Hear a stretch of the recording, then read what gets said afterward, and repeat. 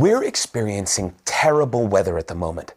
We've had a lot of storms, and they were very powerful. So, what can we learn from nature's power? That's today's big question. It's very cold outside. In fact, there might be a blizzard later on. It's really dangerous to drive in blizzards because the drivers can't see or control their cars properly. When the weather is this bad, sometimes public transport even shuts down. Last year, there was a terrible blizzard and the snow broke the power lines, so we had no electricity.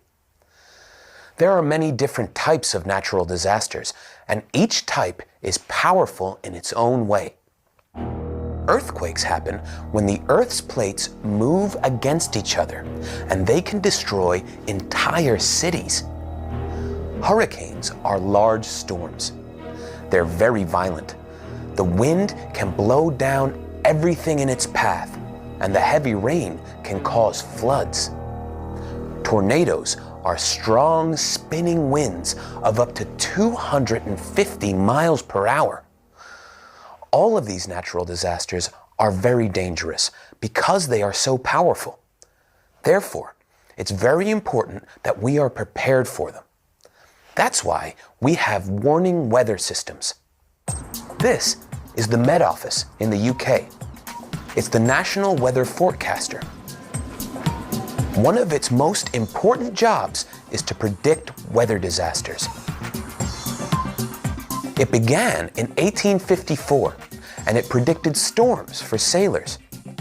People drew special storm charts. They told people when storms were coming to their area. Today, the Met Office predicts all kinds of weather, and it uses very modern equipment. It takes information from satellites in space and observation centers on Earth to predict what the weather will be like. They report this information on the news so everybody knows what kind of weather to expect.